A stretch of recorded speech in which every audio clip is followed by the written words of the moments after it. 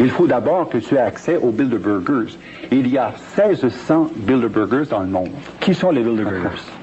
D'abord, le nom de Bilderberger vient du fait que la première rencontre en 1954 s'est faite à l'hôtel Bilderberg en Hollande.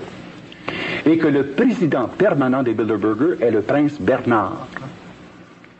Bon, le prince Bernard qui contrôle une partie importante de l'économie européenne, et ensuite la reine Juliana dont les intérêts dans le Dutch Shell Oil Industries et sa propriété personnelle, finalement regroupe sous l'égide du prince Bernard des personnes aussi reconnues, n'est-ce pas, que les Onassis, les Kennedy, pour les Canadiens c'est Cyrus Eaton, vous avez d'autre part John Foster Dulles, les Rothschild, le président Giscard d'Estaing qui était d'ailleurs membre éminent de la loge française, et vous avez Margaret Thatcher, évidemment, qui est à la tête des Round Tables.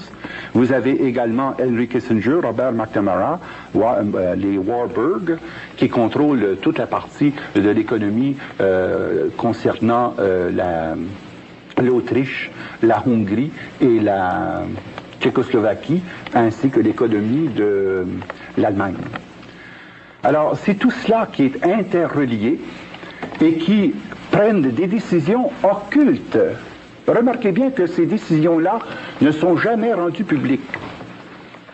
Mais la seule chose qu'on apprend après un certain temps, c'est qu'il y a une décision prise par le ministère des Finances, par le ministère du Commerce, par le ministère de l'Industrie, par le ministère de la Défense, par le secrétariat d'État. On se dit, mais ça n'a pas de sens. D'où ça vient, cela? La source par laquelle les Illuminati s'insèrent dans les gouvernements nationaux, c'est quand un pays, dans une situation économique, emprunte des sommes colossales, dont ils ne peuvent pas payer les intérêts, encore moins le capital, et qu'alors, au lieu de mettre un pays en déficit, eh bien, on le met en situation de négocier tel ou tel pouvoir. Et une fois que tu as négocié le pouvoir des 5 principaux ministères, tu as le contrôle du pays. Or, le Time Magazine, depuis à peu près 4 mois, ne cesse de nous montrer l'état complètement déficitaire de 37 pays. Et on oublie souvent que le nom du Canada apparaît dans cette liste. Parce que le Canada n'a pas seulement un déficit de 30 milliards, ça c'est le chiffre officiel qui nous est donné, ça c'est le déficit d'opération. Et le déficit réel du Canada est de 496 milliards. Ce que vous dites, Père Jean-Paul, c'est que les banquiers mondiaux, les financiers mondiaux prêtent de l'argent au gouvernement pour des grands projets, des méga-projets, ainsi de suite. Et ensuite, les gouvernements ne peuvent repayer ces intérêts, ne peuvent repayer ces capitaux. Oui. Ils sont donc obligés de donner autre chose aux banquiers mondiaux en échange. Et ce qu'ils leur donnent, c'est la mainmise sur certains pouvoirs. Ça, c'est sur le plan économique. Mais la même chose est vraie sur les autres plans, sur le plan politico-militaire, sur le plan religieux et sur le plan socio-culturel.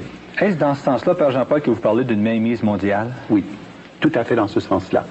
Et d'ailleurs, remarquez bien que ce n'est pas une conclusion à laquelle j'arrive en huluberlu comme le résultat de ma propre construction mentale. C'est déjà depuis longtemps à l'étude, et le Canadien qui a le plus contribué à cette étude est William Guy Carr, dont les 2 volumes sont extrêmement importants, Pawns in the Game et Red Fog over America. Et l'autre ouvrage d'une importance capitale pour comprendre comment fonctionnent ces diverses alliances, c'est The Rockefeller Secret File, la filière secrète des Rockefeller, par Gary Allen. Mais nous reviendrons là-dessus à une autre émission. Père Jean-Paul, une dernière question, mais très rapidement. Comment sont organisés les Illuminati pour atteindre leur objectif de la mainmise mondiale? Dans un mot, et nous commencerons là dans notre prochaine émission. Dans un mot, c'est par un filet, un réseau de communication qui permet d'avoir une interinfluence dans les différents secteurs et par l'interinfluence, le contrôle absolu de toutes les décisions qui se prennent. Et voilà, chers amis, une première émission dans une série qui veut examiner toute cette question de la mainmise mondiale, d'une conspiration universelle, d'un complot mondial, la franc-maçonnerie, les capitalistes, les communistes en ligue. Si vous voulez, vous pouvez nous écrire pour avoir plus de renseignements ou nous donner vos opinions. Revenez la semaine prochaine. One bank, one army, one center of power. And if we have learned anything from history, it is that power corrupts, and absolute power corrupts absolutely. This is Aaron Russo, a filmmaker and former politician. To his left is Nicholas Rockefeller of the infamous Rockefeller banking and business dynasty. After maintaining a close friendship with Nicholas Rockefeller, Aaron eventually ended the relationship, appalled by what he had learned about the Rockefellers and their ambitions. I got a call one day from an attorney woman I knew, and she said, would you like to meet one of the Rockefellers? I said, sure, I'd love to. And we became friends, and he began to divulge a lot of things to me. So he said to me one night, he said that there's going to be an event there, and out of that event, you're going to see we're going to go into Afghanistan, so we can run pipelines from the Caspian Sea. We're going to go into Iraq to take the oil and establish a base in the Middle East, and we're going to go into Venezuela and try and get rid of Chavez. And the first two they've accomplished. Chavez they didn't accomplish. And he said you're going to see guys going into caves looking for people that they're never going to find. You know, he was laughing about the fact that you have this war on terror. There's no real enemy. He's talking about how by having this war on terror, you can never win it because it's an eternal war. And so you can always keep taking people's liberties away. And I said, how are you going to convince people that this war is real? He said, but the media can convince everybody it's real. I mean, you know, it's just that you keep talking about things. You keep saying it over and over and over again, and eventually people believe it. You know, you created the Federal Reserve in 1913 through lies. You create 9/11, which is another lie. Through 9/11, then you're fighting a war on terror, and now all of a sudden you go into Iraq, which was another lie, and now they're going to do Iran. You know, and it's all one thing leading to another, leading to another, leading to another. Now, I would say to them, what are you doing this for? What's the point of this thing? You have all the money in the world you ever want. You have all the power. I said, you know, you're hurting people. It's not a good thing. And he would say, what do you care about the people for? Take care of yourself and you take care of your family. And then I said to him, what are the ultimate goals here? He said, the ultimate goal is to get everybody in this world chipped with the RFID chip and have all money be on those chips and everything on those chips. And if anybody wants to protest what we do or violate what we want, we just turn off their chip. That's right, microchipped.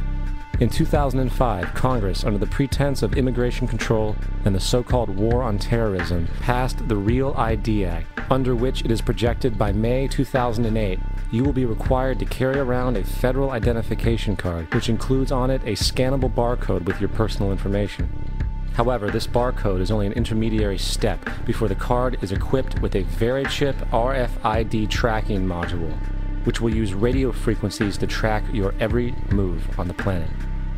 If this sounds foreign to you, please note that the RFID tracking chip is already in all new American passports.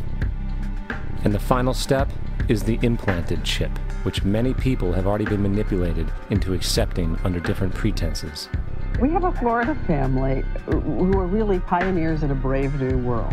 They have volunteered to be the first ever to have microchip identification devices implanted into their body. After 9/11, I was really concerned with the security of my family. I wouldn't mind having something planted permanently in my arm that would identify me. In the end, everybody will be locked into a monitored control grid where every single action you perform is documented. And if you get out of line, they can just turn off your chip, for at that point in time, every single aspect of society will revolve around interactions with the chips. This is the picture that is painted for the future if you open your eyes to see it.